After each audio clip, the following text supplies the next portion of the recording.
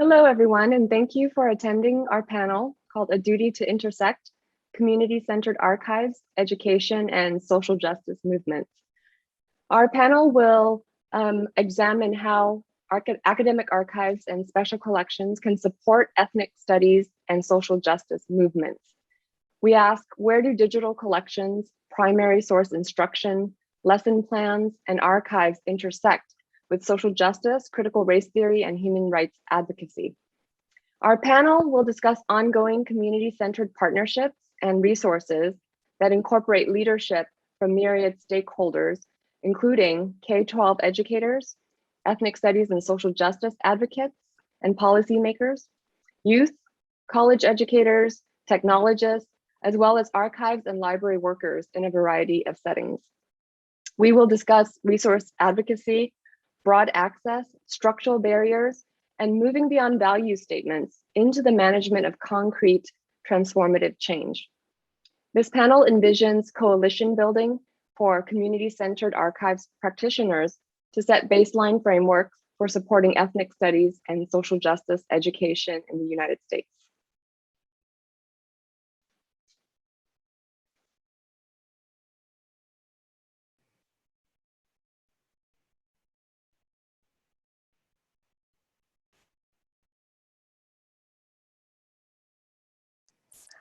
Can we go one slide before this one?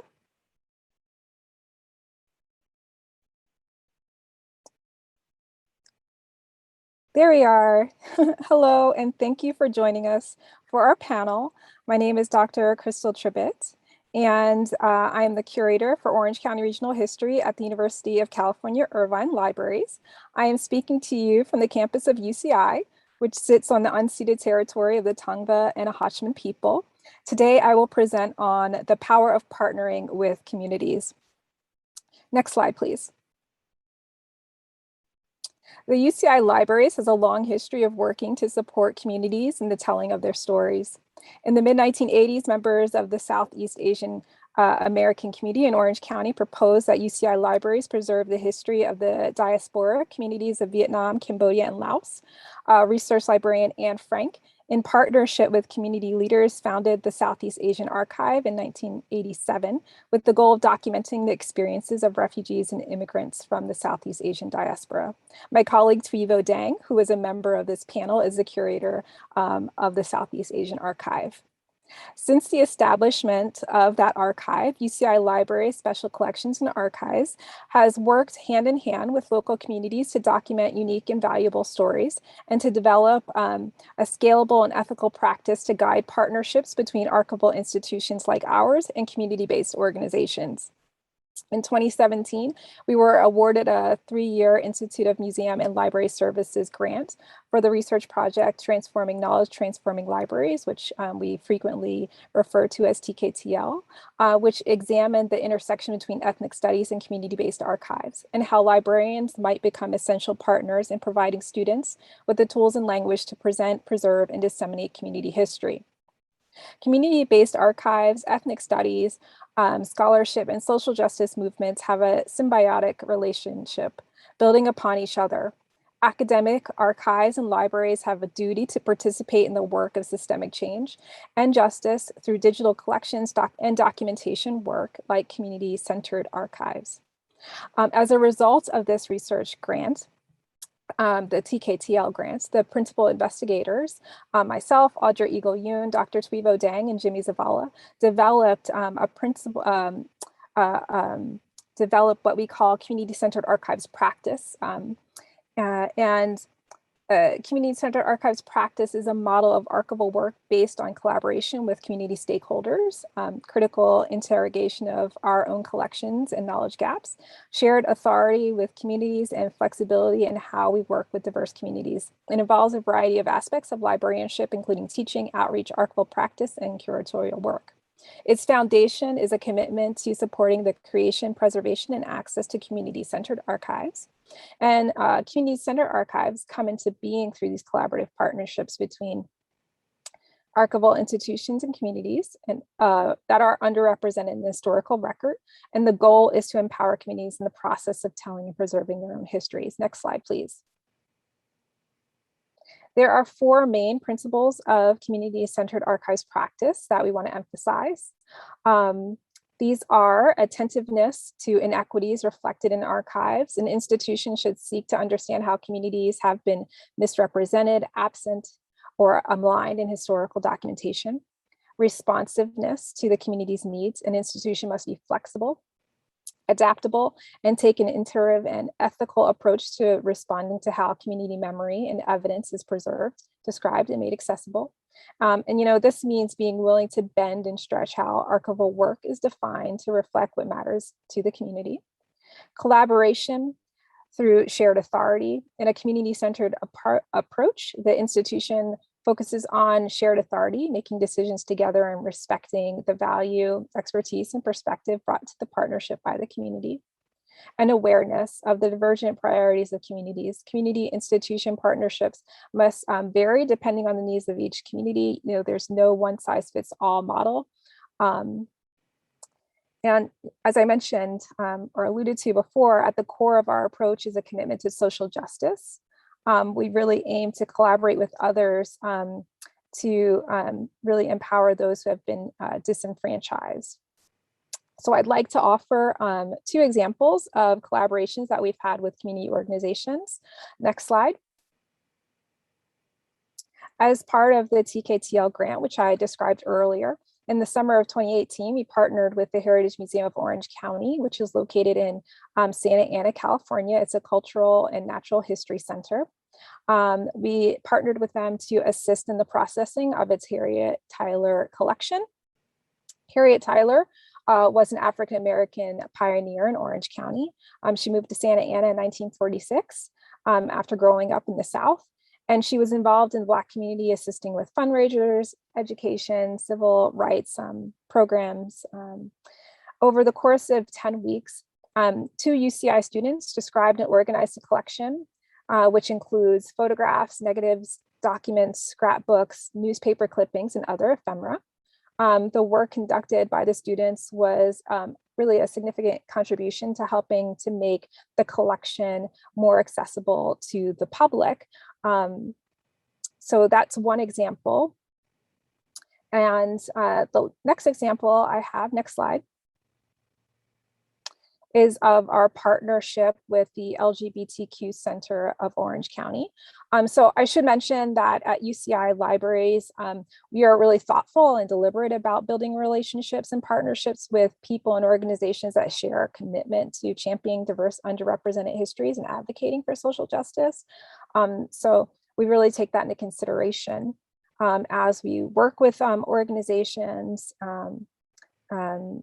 in a variety of capacities. So as I mentioned, the LGBTQ Centered Orange County was a partner of ours. The center was established in 1971 and just celebrated actually its 50th anniversary. It's one of the oldest queer community centers in the United States.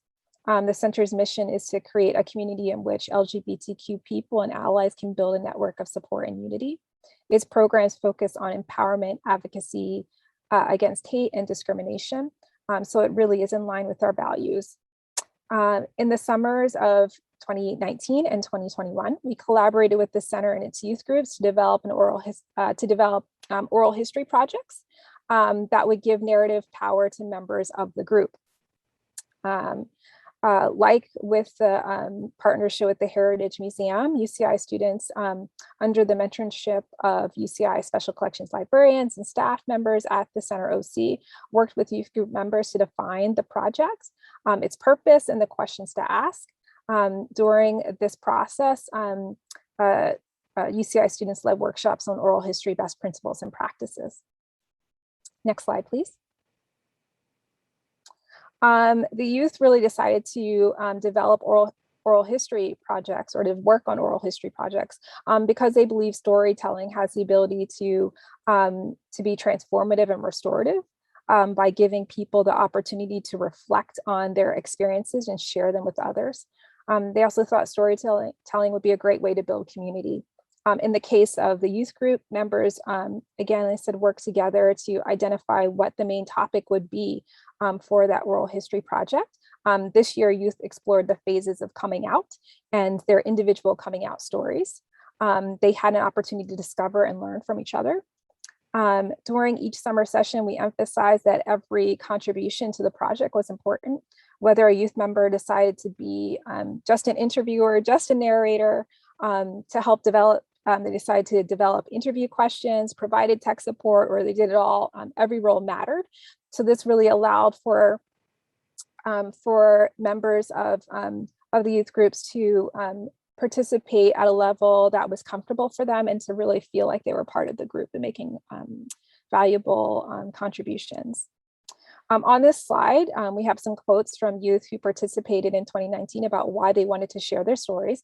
I'm not going to go through and read all of them. I just wanted to highlight a few.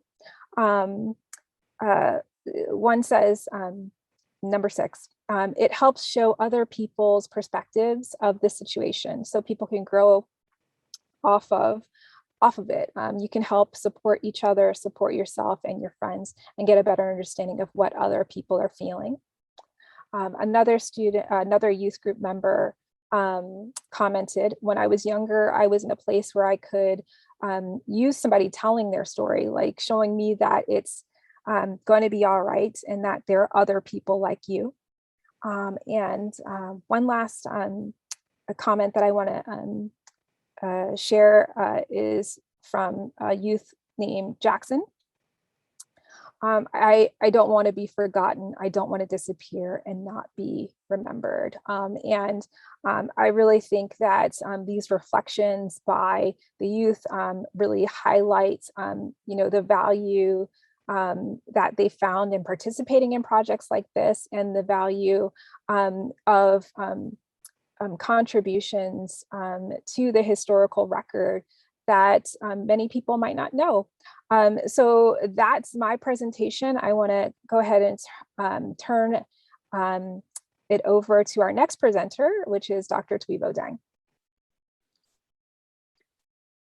I'd like to thank my colleague, Dr. Krystal Tribbett, for her presentation and setting me up really well to address my portion, which is on mobilizing support for ethnic studies in K-12. My name is Thuy Dang, and I'm the curator for the UCI Library's Southeast Asian Archive, as well as the research librarian for Asian American Studies. And I'm currently also presenting on the unceded homelands of the Hachman and Tongva people who remain stewards of this land today. So, I'm sorry, my slides just kept going a little nuts. So I have a few guiding questions for my presentation.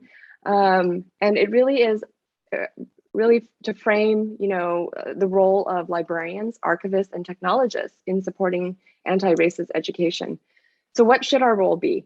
First, I think it's important to explain that for me, anti-racist education is about recognizing and addressing systemic inequities in society, being able to contextualize our lived experiences and our perspectives, and even our information-seeking behavior, right, within a framework that emphasizes interconnectivity, intersectionality, and social justice.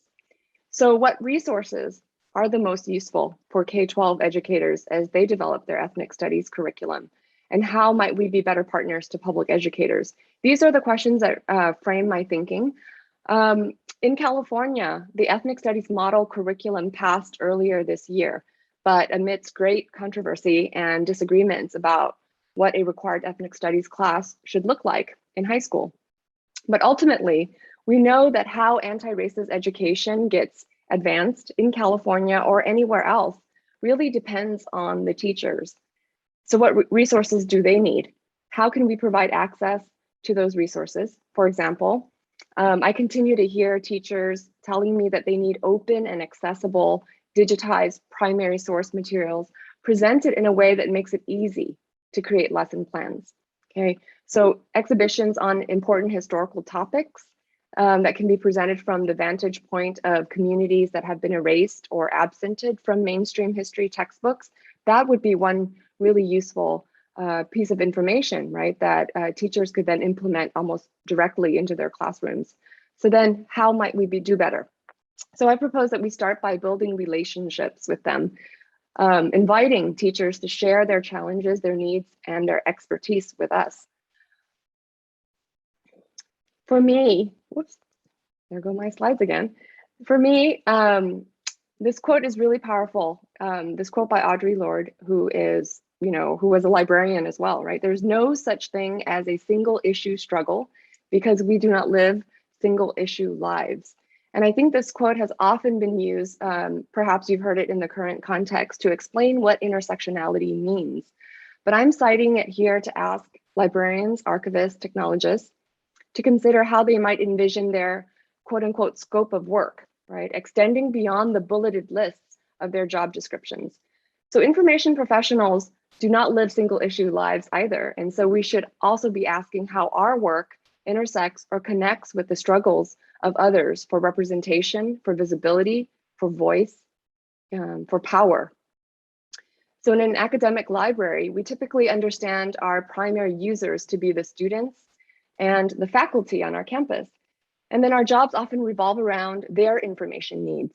But what if we acted as connectors, bringing together stakeholders from different locations across our campus and beyond our campus even, to encourage collaboration to advance social justice? So information professionals, I really believe we're poised in a really great place to leverage our role as resource finders and as resource developers.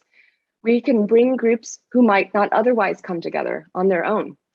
We can bring them together to ask really difficult and challenging questions about building up a base of support for the kind of social justice work that can be done in collaboration. What will that actually look like?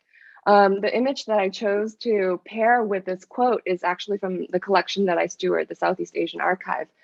It's a painting of an artist painting, right? This is a refugee artist that was in a Hong Kong refugee camp in 1989 or 1990.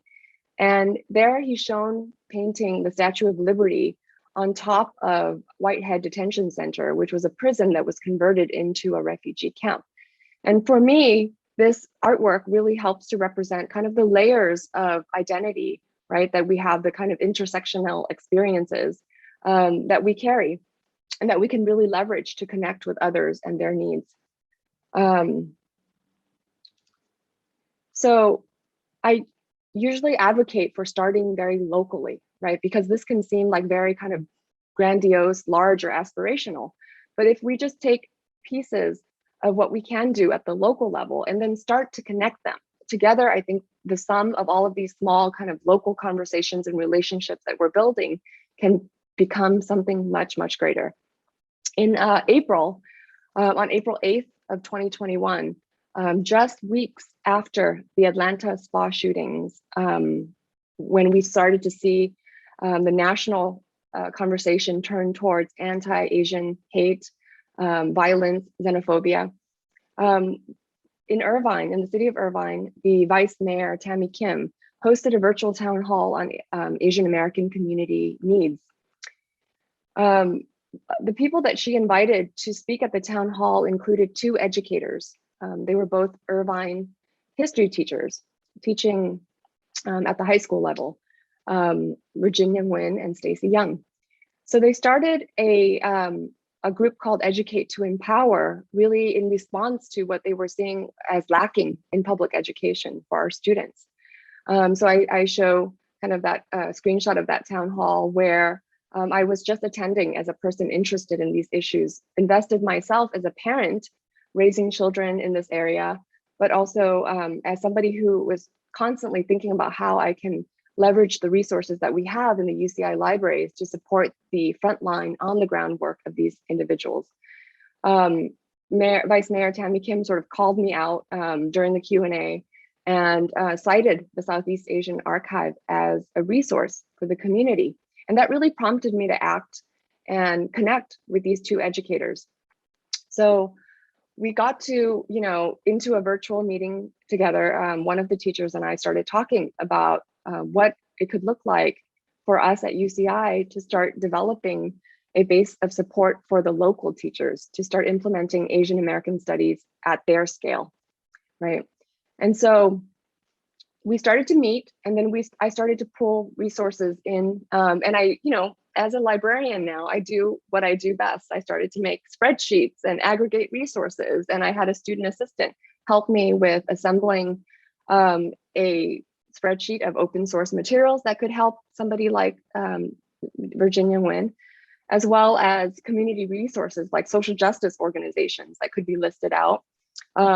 We started imagining what a speakers bureau could look like if we tapped our resources at UCI, in Orange County, in the state of California, kind of scaling upwards to think about who these teachers can lean on for expertise, right, for content. And then from that, it seemed like it was still not quite enough to really challenge or to really activate these principles that I think a project called the People's Archive of Police Violence in Cleveland, they do very well, which is that they are constantly thinking about how their practice, right, of presenting this digital database, crowdsourced database of testimonials and recordings and so on, documenting police violence, right, how it centers an analysis of power, right, critiques and analyzes how institutional power has been wielded in everyday lives. And then it also really challenges us to think about whose perspectives have been included and whose have been excluded. And then from that, seek ways to amplify those perspectives that are not there by inviting participation of people from marginalized communities in ways that they may be comfortable with. So that may be that they submit, right, anonymous testimonials into a website where they can't be identified. And so different strategies that are enacted by folks from around the country that we can really learn from. I thought about building this singular spreadsheet that seemed to only maybe be helping a handful of people and maybe not at all. And then I thought we can do something a little bit more, a bit kind of greater, a larger in scale. And that's when I started to pull in folks from across the campus and asking this question, who should be in the room where it happens, right? To borrow from a very popular song in Hamilton. In our case, it was in the Zoom room, but we invited, we had a wealth of knowledge and expertise on our campus, which certainly could really help in terms of power building for these teachers who could then gain access to their expertise or their certifications, right? We of course had the teachers invited, and I also invited a history teacher and instructional coach who will be speaking next after Jeff Kim, who is from the Anaheim Union High School District, and as well as outside consultants who had been doing this work in their own communities and who could really lend their expertise to us. So this is kind of just a bulleted list of all the people who started to meet on the regular to talk about that larger question: how can UCI support K-12 educators? There's on the one hand the ask of primary source materials that are really accessible, and on the other hand there's the training requests that they were making. So out of this partnership and these local conversations, we have decided that we're going to host a 2-day conference to train local teachers in April of 2022. So I'm going to wrap up by suggesting that this work of power building and building coalitions and bringing people from perhaps disparate parts of our lives and our work, bringing them into the same space to have these conversations is a really fundamental part of cultivating what a lot of people are starting to call contributive justice. And contributive justice is different. It is just one aspect of social justice. It means to not just attempt to redistribute resources like money or power or respect, right? That's kind of the distributive justice model. It's that, and also creating opportunities and fostering a sense of duty for everyone to be able to contribute their labor and knowledge. So that means like recognizing that expertise comes in many shapes and forms, that it can come from many different types of places, not the kind of traditional places that we expect, perhaps knowledge about metadata and knowledge about digital assets, right? We can start to think creatively about who can contribute to those conversations and keep asking the question, who should be in the room where it happens? And I highlight the who and the where, because sometimes it means taking ourselves out of the comfort zone of the university or the academic library or the public library, wherever it is that you're working from, and going to meet the community where they are. So I will stop there and pass the buck on to my colleague, Dr. Jeff Kim. Hello, thank you, Dr. Thuy Deng, for inviting me to the Zoom room where it happens. Appreciate you so much. I've already benefited so much from the resources that you created to support my students, some of which I'll share more about in curating stories in secondary education. I just want to say hello, everyone. My name is Dr. Jeff Kim, National Board Certified Teacher. I am a middle and high school teacher, instructional coach, civic lead working in Anaheim Union High School District. This is near Disneyland. And I'm also a teacher educator at Cal State Fullerton. Self-representation is at the core of community-based activities, ethnic studies, and social justice movements. All these address the issues of communities being left out, removed, or underrepresented in the historic record. Each area empowers individuals and communities by directly engaging them in critical analysis, in case of ethnic studies, direct advocacy, in the case of social justice movements, or in the creation and distribution, in the case of community archives, of their own knowledge and histories. Next slide, please. It's so important for students to know their own story, tell their story, have others listen to their story with empathy and respect, and then for all to do something good with their story. I'm just gonna ask why. And as you hear these questions, I think it will evoke a lot of thought. Why is it important for students to know their story? Why is it important for students to tell their story? Why is it important for others to listen to their story with empathy and respect? Why is it important to do something good with your story? Next slide, please. Where does the civic journey begin? It begins with getting to know each other, right? That's the beginning of building community. So one of the first activities I have, my first module in my unit of study, is to get to know students through something called Our Story module. Students are asked to share about their families, hobbies, what they do in their free time, what inspires them, their accomplishments, whatever it is that they want to share. And that's where we begin. Next slide, please. This year, I was introduced to Photovoice, once again, by Dr. Thuy Deng. VOICE is an acronym for the phrase, visualizing our identities and cultures for empowerment. A team of educators at UCI built this, and I'm now using it in the schools as a way of photographic storytelling. You know, students are using social media, right? So let's let them use social media for social good. Students can use these photos to share their story to make a difference. And so this work is actually very much engaged with also civic learning and engagement. And they have a showed approach. And this is actually a student's, not actually, it's a teacher sample that I created because I think it's very important for the educator to model vulnerability, to model their cultural competence. So I went ahead and here's my example of a picture of my mother at the Bell of Friendship with myself and two of my kids. It's a gift given by the Republic of Korea to the United States in 1976 on the bicentennial of the US independence as a gesture of friendship between the United States and the Republic of Korea. So what is happening in this picture? Well, I came here because I wanted to thank my mother for her migration story to the United States and her resilience to coming to a new country and her courage to make the United States our home. E in the showed, this can educate others by understanding that many people have a migration story or generational story, and to see this story as a story of resilience. And then D, what can we do about this? Give others the opportunity to discover and share their migration and generational story with empathy and respect. So I model it, but then the students now create their own photo voice as well.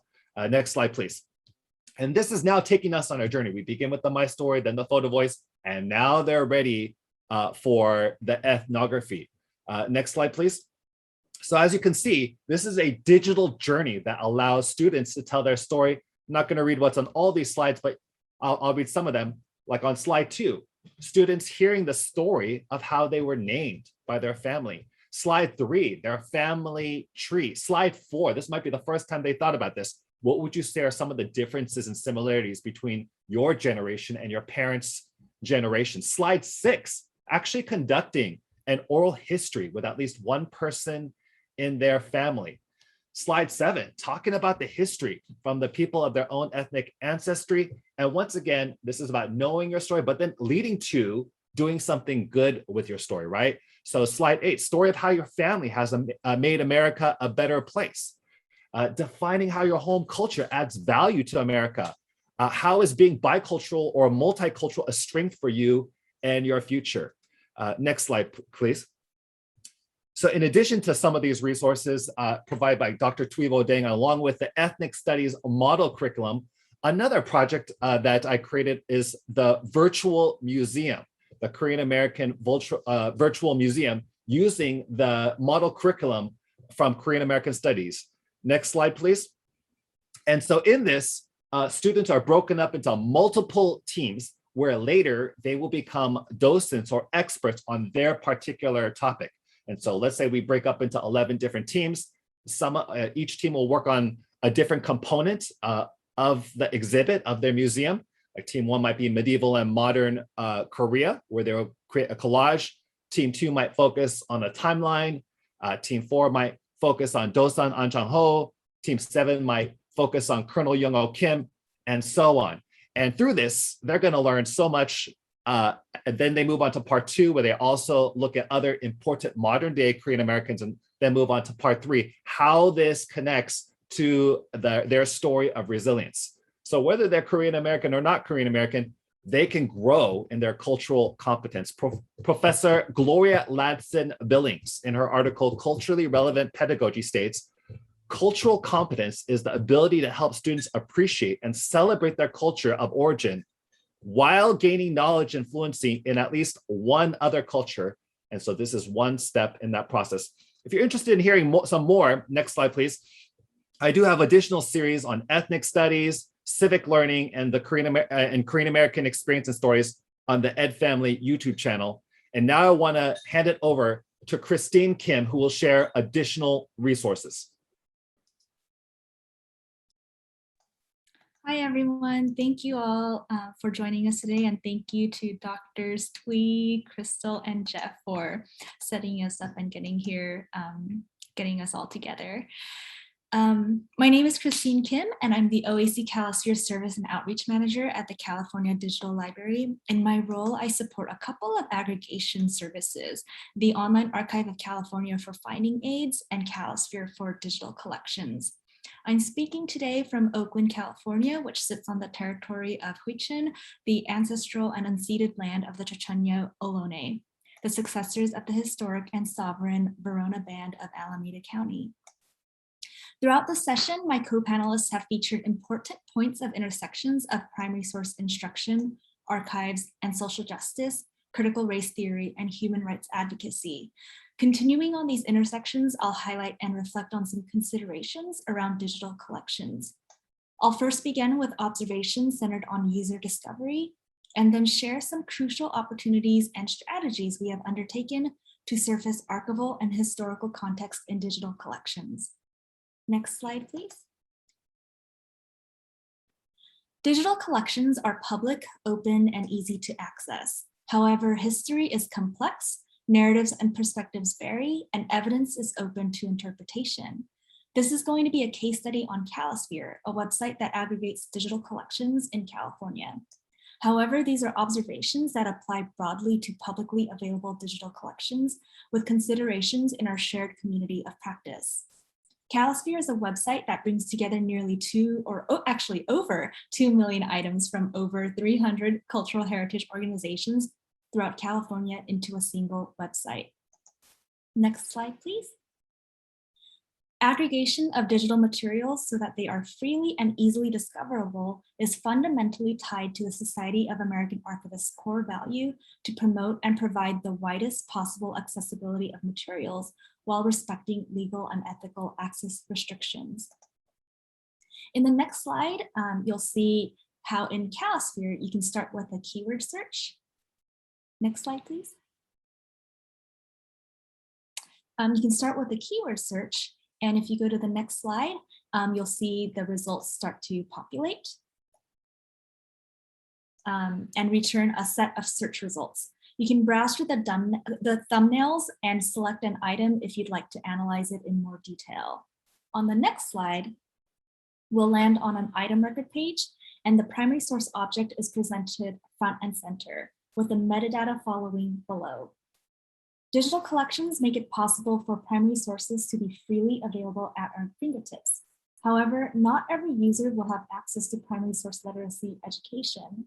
Though this item record provides rich metadata, the context may not surface if a user is not equipped with key analytical questions, such as in the next slide.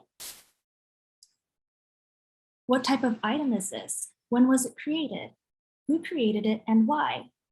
Primary source literacy is an important skill that trains researchers to think critically and ask questions to help surface the historical context, significance, and represented perspectives.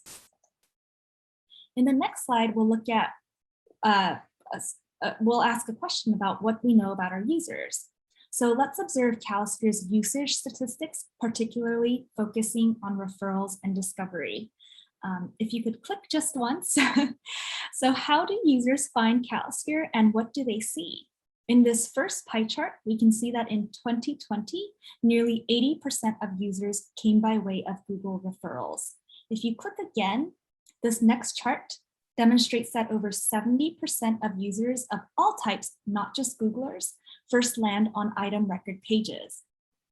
And a final click will combine both concepts. And this final chart demonstrates user discovery by way of search engines. 74% of these users initially land on the item record pages as their first point of contact with digital collections in CalSphere. In short, this data demonstrates that most users drop in from Google, and for these users, the item pages are the site. There are a lot of questions we could unpack here, but for the purpose of this session, let's consider, without full context about CalSphere or primary sources, is it obvious that digital items are historical records? What can we assume about users' understanding of primary source literacy and analysis? And how might the Google experience be distinct from how a researcher might discover an item in a reading room? So on the next slide,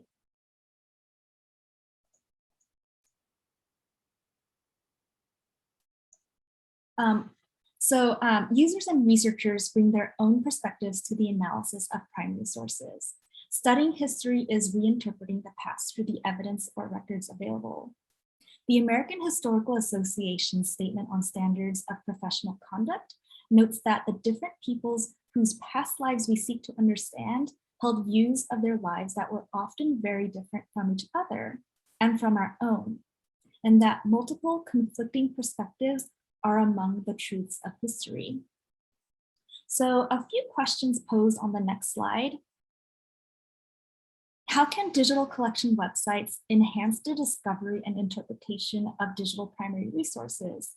What are the foundational skills that are fundamental to the analysis of historical records? How can we equip our web audience with critical analysis tools?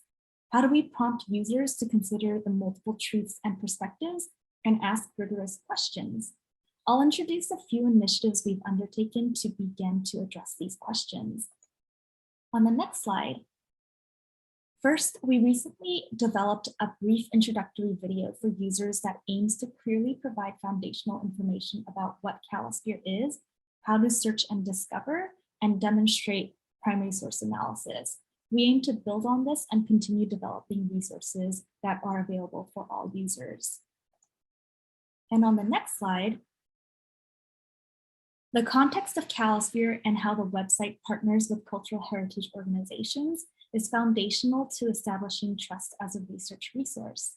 We've recently published a user-facing statement of context and principles called About the Collections in CalSphere on the CalSphere site. This page aims to provide transparency to users about the work that archivists and librarians do, the standards and practices and guidelines consulted, as well as the shared values and ethics that guide this work. And on the next slide,